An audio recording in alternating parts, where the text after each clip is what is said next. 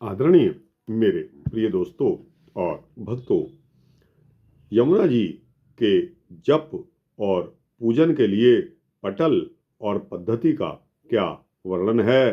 दोस्तों, यह वृत्तांत श्री गर्ग संहिता के 18वें अध्याय से लिया जा रहा है और सूक्ष्म वृत्तांत है। यह सूक्ष्म वृत्तांत लगभग 4-5 मिनट का होने वाला है। आपसे विनती है, गुजारिश है कि बने रहिए। इस वृत्तांत के अंत तक आपको पता चलेगा कि यमुना जी के जप और पूजन के लिए पटल और पद्धति क्या है। तो दोस्तों, बिना समय गवाए आइए इस वृत्तांत को शुरू करते हैं। मानधाता बोले कि हे मुनि श्रेष्ठ, यमुना जी के काम पूरक पवित्र पटल तथा पद्धति का जैसा स्वरूप है वह मुझे बताएं, क्योंकि आप तो साक्षात ज्ञान की निधि हैं। तब सौभरी मुनि ने कहा कि महामते, अब मैं यमुना जी के पटल और पद्धति का वर्णन करता हूँ, जिसका अनुष्ठान, श्रवण या जप करके मनुष्य जीवन मुक्त हो जाता है। पहले प्रणव यानी कि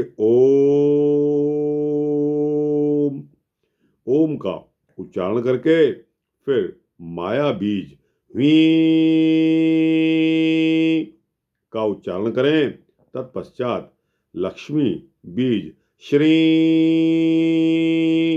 को रखकर उसके बाद कामबोज यानी कि क्ली का विधिवत प्रयोग करें।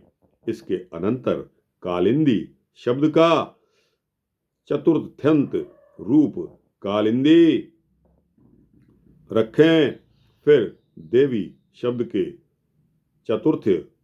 चतुर्थ्यंत रूप दैव्य का प्रयोग करके अंत में नमः पद जोड़ दें। इस प्रकार यह मंत्र बनता है। ओम ह्रीं श्रीं क्लीं कालिंद्य देव्यै नमः। ओम ह्रीं श्रीं क्लीं कालिंद्य देव्यै नमः। ओम ह्रीं श्रीं क्लीं कालिंद्य देव्यै नमः।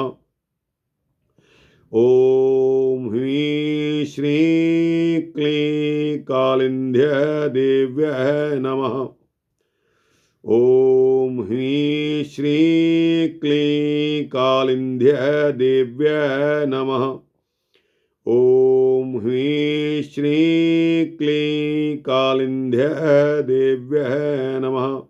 दोस्तों, सुबह और शाम के समय, संध्या के समय इस मंत्र को जपेंगे तो आप जीवन मुक्त हो जाएंगे। यह मंत्र है। इस मंत्र का मनुष्य विधिवत रूप से जप करे। इस 11 अक्षर वाले मंत्र का 11 लाख जप करने से इस पृथ्वी पर सिद्धि प्राप्त हो जाती है। मनुष्यों द्वारा जिन जिन काम्य पदार्थों के लिए प्रार्थना की जाती है वे सब उनको स्वतः सुलभ हो जाते हैं। सुंदर सिंहासन पर षोडश दल कमल अंकित करके उसकी कर्णिका में श्री कृष्ण सहित कालिंदी का न्यास यानी के स्थापन करें। कमल के 16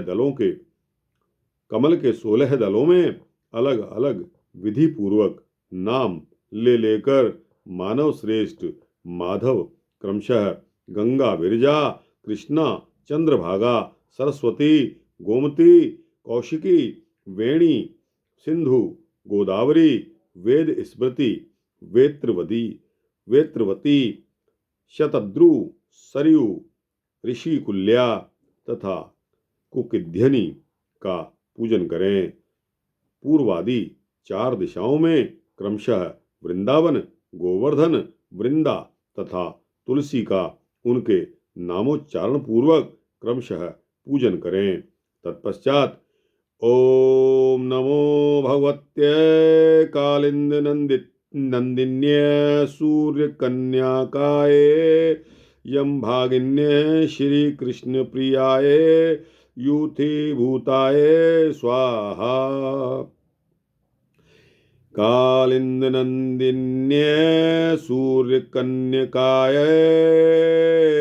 यम भागिन्ये श्री कृष्ण प्रियाय यथीभूताय स्वाहा।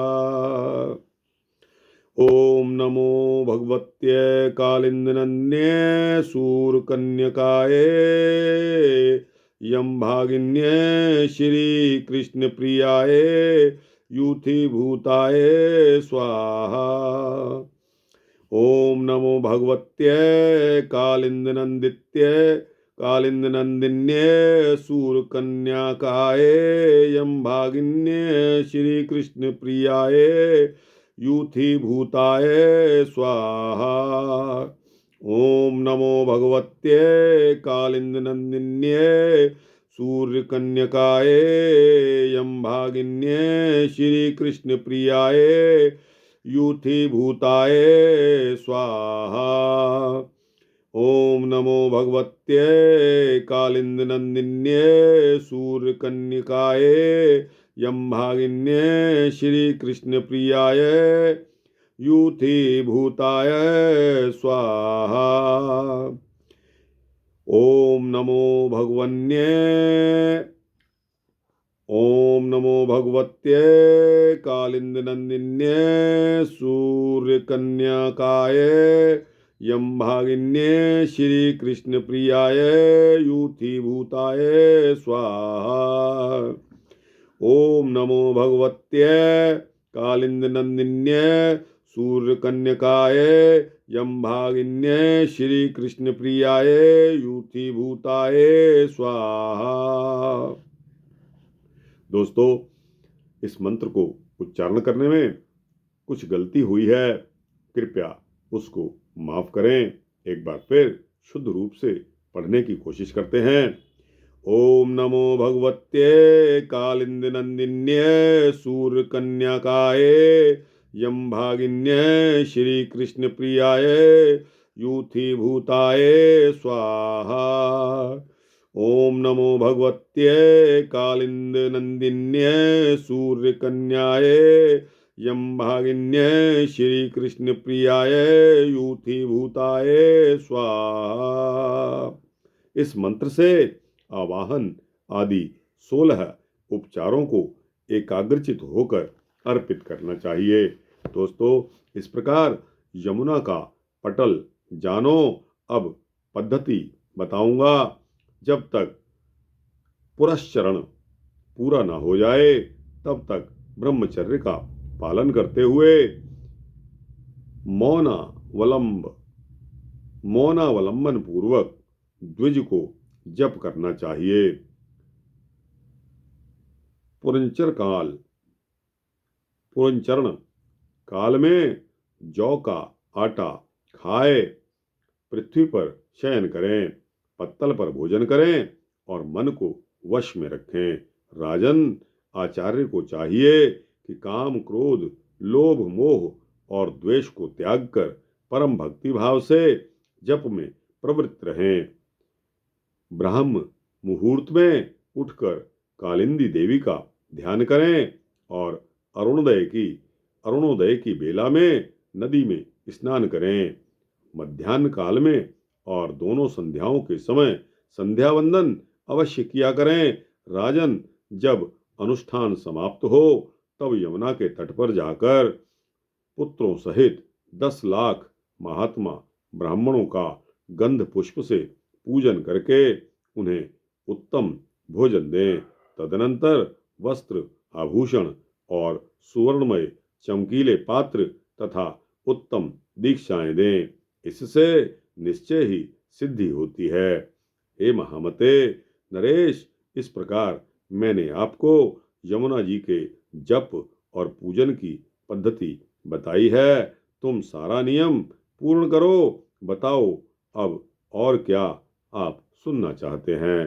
तो दोस्तों और भक्तों, इस प्रकार गर्ग संहिता के माधुर्य खंड के अंतर्गत मानधाता और सौभरी मुनि के संवाद में पटल और पद्धति का वर्णन श्री यमुना जी के बारे में यह 18वां अध्याय समाप्त होता है। आपको कैसा लगा? अच्छा लगा हो तो इसको लाइक और शेयर करते हुए अपने दोस्तों, भक्तों, मित्रों, जिज्ञासुओं के पास अवश्य पहुंचाएं। कमेंट सेक्शन में अपने राय जरूर दें और दोस्तों इस चैनल को सब्सक्राइब कर देंगे तो आपको इसी तरह के सूक्ष्म भक्ति वृत्तांत मिलते रहेंगे। जय श्री कृष्णा, जय यमुना मैया की।